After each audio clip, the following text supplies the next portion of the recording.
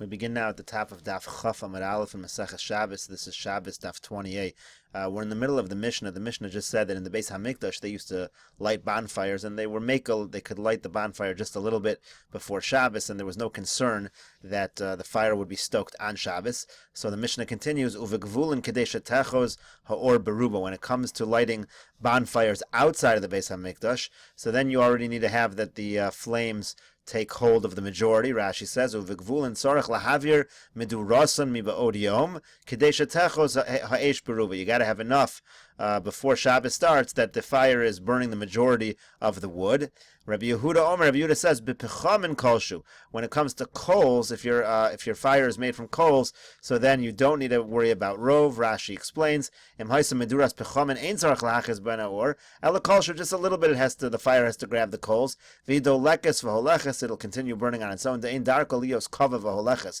It's not the way of coals to start going out. Ve'ein sarach lachtos ben. You won't end up needing to stoke the flames anyway. So therefore, even in the Gevul and even outside of the Beis HaMikdash, Rabbi Yehuda says we can be lenient when it comes to pechamin. The Gemara now says vekama. So how much? This is referring to the beginning of the Mishnah. The Mishnah said a number of items that need to be cooked before Shabbos if you want to let them continue to cook on Shabbos. So what is considered cooked before Shabbos? Amar Rebbe Lazar, Amar Rav. Rebbe Lazar says in the name of Rav, Kadesha Yitzolu mi ba'od yom kemachol ben derusai. They have to be roasted from before Shabbos, the amount of machol ben derusai. Rashi explains, Ben Drusai listim haya, he was a robber, umevashel bishulo shlish, he used to cook all of his things 1/3. So essentially, once something is 1/3 cooked, it's considered cooked, and when the Mishnah says it has to be cooked before Shabbos, it simply means it has to be 1/3 cooked. Gemara says, Itmar Nami was taught like this as well. Amar Ravasi, Amar Rabbi Yochanan. Ravasi says in the name of Rabbi Yochanan, Kol shu k'maichel ben drusai, ein bo mishum bishulei nachem. Anything that is maichel ben drusai, you don't have to worry about bishalaka, meaning it's already been cooked 1/3 in the hands of a Yisrael. So if a non-Jew continues to cook it, that's not considered bishul of a non-Jew. It's not considered bishulei. It's not considered bishulei nachem, and it's fine to eat. Tanya, we learned in a brisa, Chananya Omer. Chananya says, Kol shehu k'maichel ben drusai. Anything that is maichel ben drusai, mutter lahashoso agabe kira. You can put it on top of an oven, on top of a stove. V'afal pisha in grufa uktuma. Even though that stove is not grufa and ketuma again, the main principle is once an item is 1/3 cooked in halacha, it's considered cooked. What's grufa and ketuma? Rashi says garuf min hagecholim b'magrefa shekor vadili. They used to have they used to sweep out the coals essentially. So once you sweep out the coals, so you don't need that in this case, but normally you would. And katum, what does it mean? Katum mefazrim efer milmala kadei lahafei chomo shelo yosef hevel b'Shabbos. One of the ways of having a leniency is you can spread ashes on top in order that the heat shouldn't increase too much on Shabbos. V'zet hav shehu k'maichel ben drusai. But when you have something that's already cooked 1/3, maichel ben drusai, lo chashin misbashel v'holach b'Shabbos. You don't need either of these things. You don't need it to be garuf. You don't need you don't need it to be katum. It is totally okay to let it continue cooking on Shabbos. Gemara continues at the two dots. Ein nosnin esapas v'chulu. It says that you're not allowed to put the bread in the oven before Shabbos unless it kind of cooks slightly. The face of it cooks or the bottom of it cooks.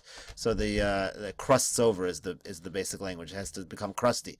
So the Gemara wants to know, what does it mean, the bottom of the bread? Iboilahu, they asked, Tachton hech degabe tanur or dilma tachton hech degabe hor. What did the Mishnah mean when it said the bottom needs to be singed a little bit? Are we talking about the bottom meaning the part of the dough that faces the oven, or is the bottom the part that faces the flame? Now, the reason why the idea here is that they used to cook the bread.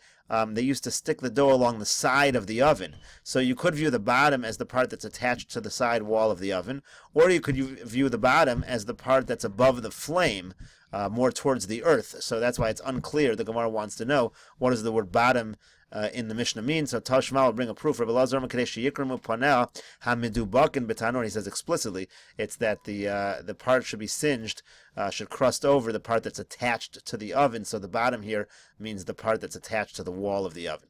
Gemara now continues at the two dots. Meshal Shlenas HaPesach. You're allowed to to bring the Carbon Pesach right before Shabbos. You can start roasting the Carbon Pesach. You don't have to worry. You can let it continue to roast on Shabbos. We're not worried that you're going to stoke the flames. My time, and what is the reason? Mishum de b'nei chabura is reason, because when you have a group of people, we know the Carbon Pesach is eaten by a group of people, so they are extra cautious, and they're not going to make any mistakes on Shabbos. So the Gemara says halav hachilo. That implies that if not for the fact that the chabura is conscientious, you actually would have a problem. But that's not true. Didn't the master say, we just had a few daf ago, Gadia, that when you have a goat, Bain Sharik, or a lamb, Bain Sharik, Bain Lo Sharik, Shapir Dummy. It doesn't make any difference if it's sealed. The top of the oven doesn't make any difference if the area where you would stoke the flames is sealed or not. It's still okay, because the reason that was given in the Gemara earlier was that if you were to open the oven door, the wind would actually damage the Gadia. And in this case, of course, a Carbon Pesach is classified as a Gedi. It could be a lamb or a goat. So it should get ruined by the air, and we should therefore not have any concern that you're going to open the oven door. So why are we, but here the implication is we are concerned, and the only reason we're not concerned is because there's a Chabura that's conscientious. So the Gemara says, Hasa mintach, hachalo mintach. There's a difference between the two cases. Over there, when we had a concern, that was when the animal was cut open, so the wind will actually damage the animal. Here, we know the halacha is that the Carbon Pesach is roasted whole. It's not even cut open at all. So therefore, there really would not be any concern of the wind if you would open the oven door. So there is a concern that you're going to stoke the flames on Shabbos, except that in this case, since it's a Carbon Pesach and you have a Chabura, so once again, there is no concern in such a situation. Then it said that again in the Beis HaMikdash we're lenient as long as the flame starts to go. We're not worried that any problems are going to happen on Shabbos. So the Gemara says, Menani Mili. How do we know we're lenient in the Beis HaMikdash? Amar Rav Huna says, Lo Savaru Esh B'chol Mosh Vosechem. You can't burn a flame in all of your dwellings, in all of the areas where you live. B'chol Mosh Vosechem Iatam Ma'avir. Avol Atam Ma'avir B'meduras Beis HaMoked. The Gemara makes a diuk. Rav Huna makes a diak that it's only outside the Beis HaMikdash, b'chol mosh v'seichem, that you have a problem starting this fire. But if you're in the Meduras Beis HaMoked, if you're at the bonfire in the Beis HaMikdash, we have no concern. Now the problem with this answer is that would imply you can light the bonfire in the Beis HaMikdash on Shabbos from a pasuk. It's a kazeres hakasef.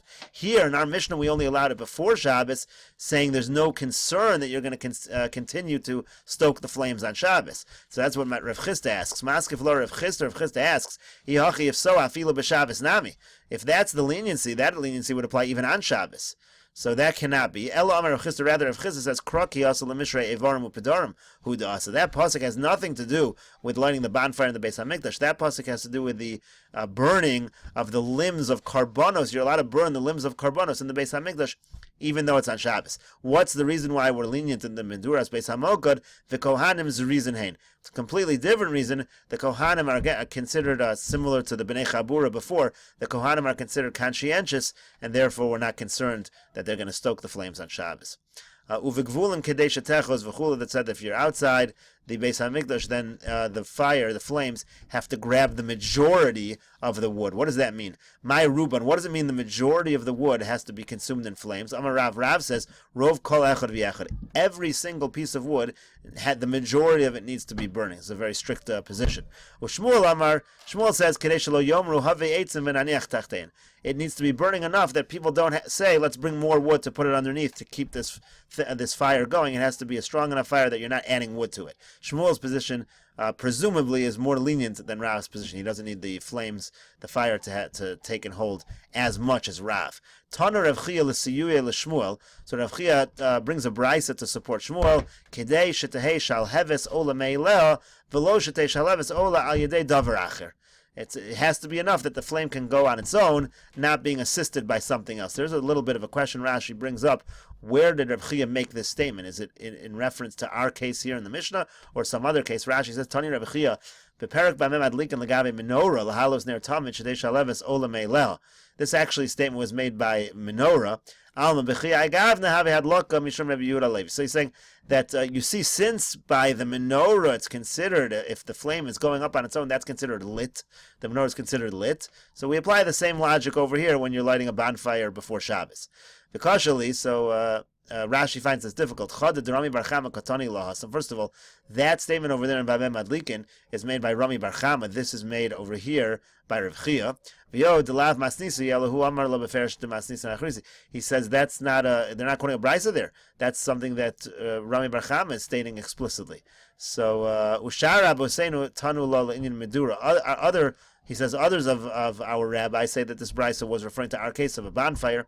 Rashi himself says that he found this brisa legabe menorah, so similar to what the first opinion that Rashi gave, but in this case it's not from Bamem Adlikan, it's not from the next parak, it's from the brisas of the Medrash of Torah's Kohanim.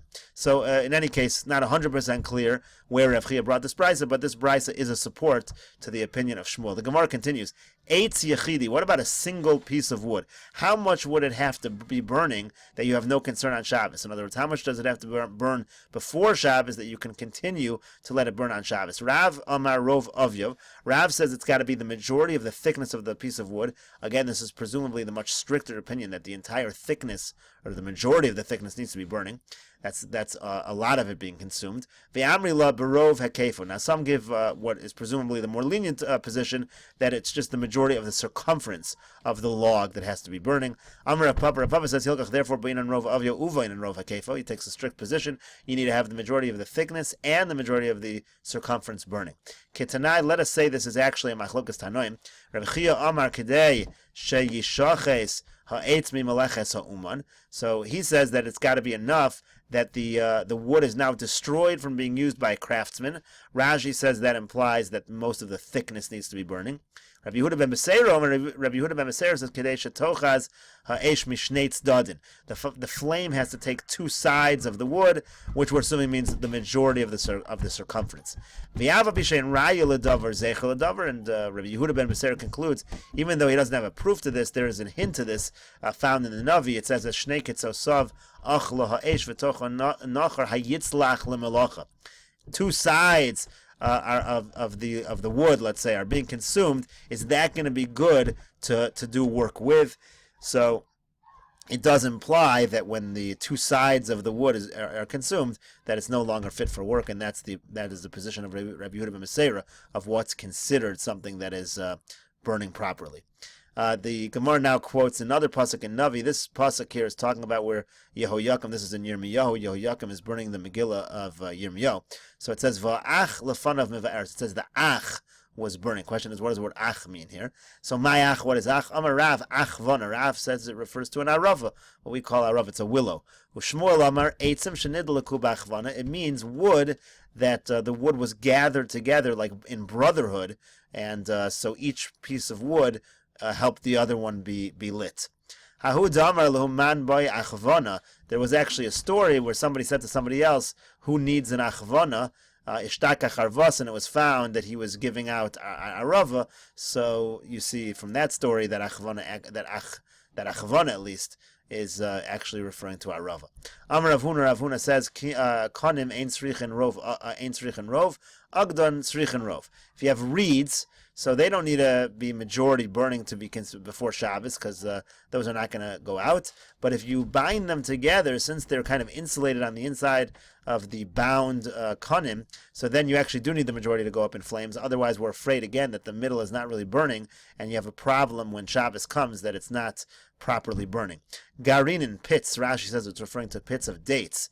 You can make those into a bonfire also. So ein srichen rov, again, you don't need majority. Nasan bechosalo srichen rov. And again, if you put them, these are certain kinds of kalim made from lulav, and you kind of bind together all of the garinin, then again, so since they're all bound together and you have some on the inside, they're not catching the flame properly, you need the majority to be burning before Shabbos.